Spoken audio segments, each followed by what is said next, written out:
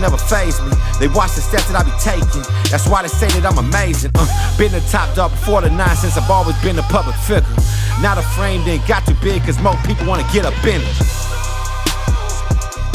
Welcome back to the show, everybody. I'm your host, John Madsen. This is the show. Got a great episode for you. Today, we're going to talk about fitness and the definition of intensity and insanity. One of the coolest stories that I've heard recently, one of my customers moved out to Scottsdale. And so I was at his house the other night, and prior to becoming a client, I had no idea who this person was. And so I asked him, I said, how did you come across this superhuman protocol? Like, how did you find out about me? And he said, it was really weird. I had been talking about, fitness to a buddy of mine who used to be an athlete, and I would tell him that I just didn't know if I really could be in elite shape. And he said that his buddy then shared a podcast of mine with him, and his buddy's like, dude, I've been listening to this guy, like this episode is just what I was talking about, give it a listen. And so guy listens to a podcast, listens to a couple more episodes. He's like, John, I really liked it. For whatever reason, I stopped listening to it, and then about 8 months later I see an ad pop up. And the timing of this ad was interesting because I had still been thinking about fitness for a long time, and I'll never forget that I was in the hot tub with this girl, and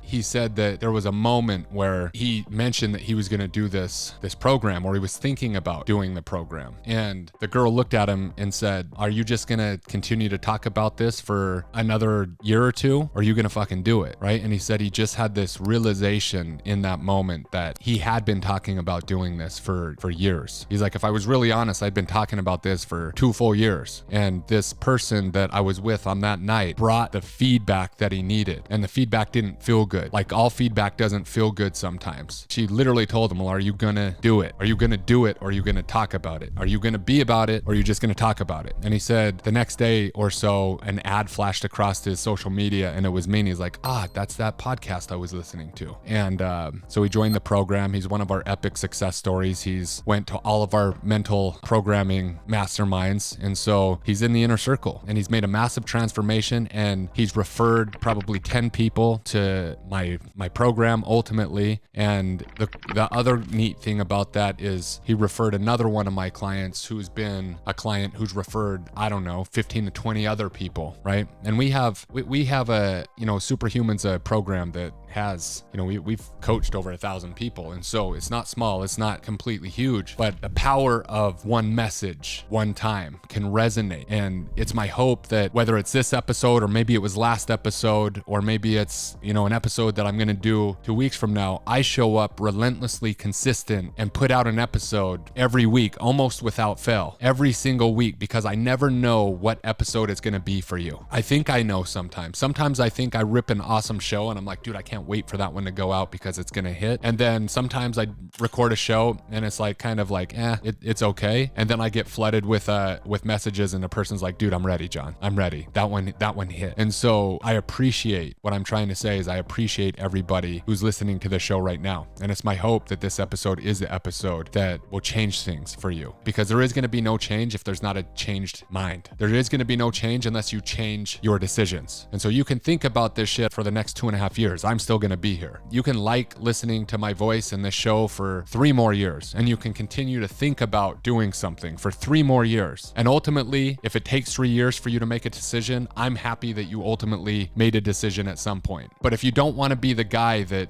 waits 3 years to do something over the next 90 days that could just be done, then change the way you make decisions and watch your life change. Title of today's episode is The Real Definition of Intensity. When I talk about this, I think intensity is the most misunderstood concept in the world of fitness there is. And there's a lot of misunderstood concepts. I would put this up there with, the top 5 misunderstood definitions in fitness. And the reason is if I ask everybody what their definition of intensity pertaining to fitness is, an average person in fitness definition of intensity is how hard a workout is, or how hard a program is. And their definition is something like this. If you were to rate the intensity of a workout at the end on a scale of 1 to 10, a 10 would have to mean that they were laid out, that they were sweat dripping off their body, that they were going from one thing to the next thing to the next thing to the next thing, and they're just like, go, go, go, go, go. It's the wrong definition definition. And so here's the actual definition of intensity is how close you are able to push yourself to failure within each and every set. Are you choosing a weight for 10 reps that on the 10th rep is going to be very, very close to failure? The workout in totality will be difficult if you push each set to almost failure. However, it's not going to be determined by how much you're moving or how much you're sweating or how out of breath you are. Literally means nothing. And so this problem that a person has when they struggle with their fitness, it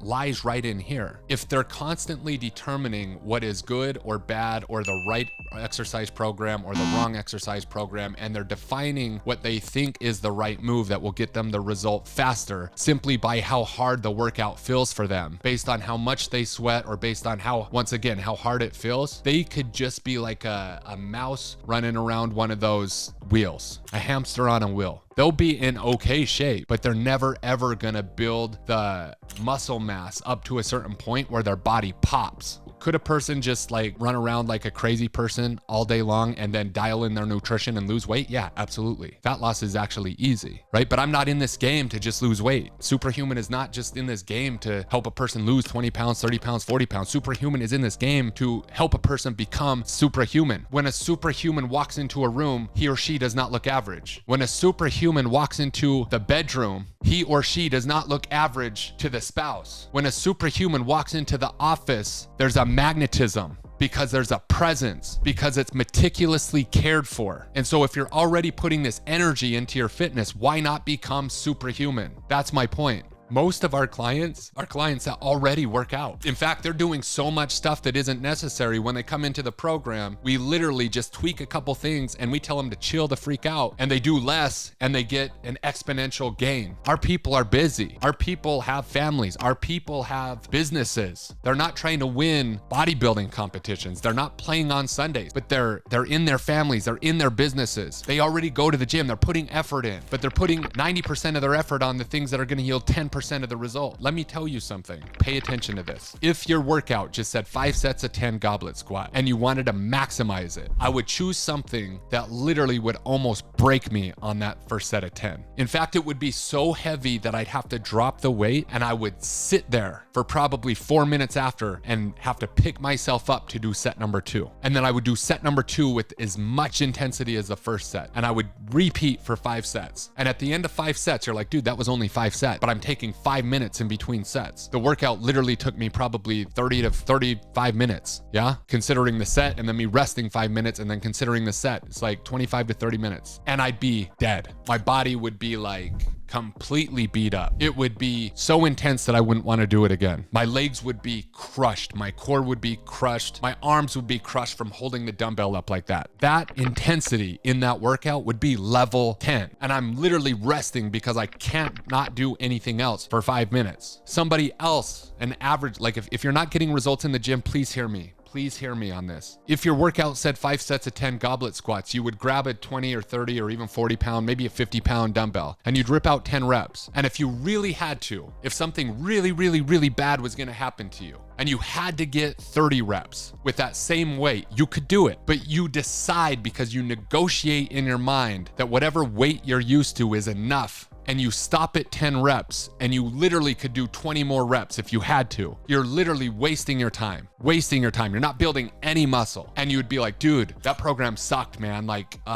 Could you give me some more stuff? And it's like, the elite people don't need more stuff. They need less stuff, but they need more intensity. They need more focused intensity. Just burning out for the sake of burning out helps nobody. And that's what you have to realize. And so I have this aha moment where I'm talking about fitness here, but what if we talked about business? How many people are just running around in circles, making their day so much busier?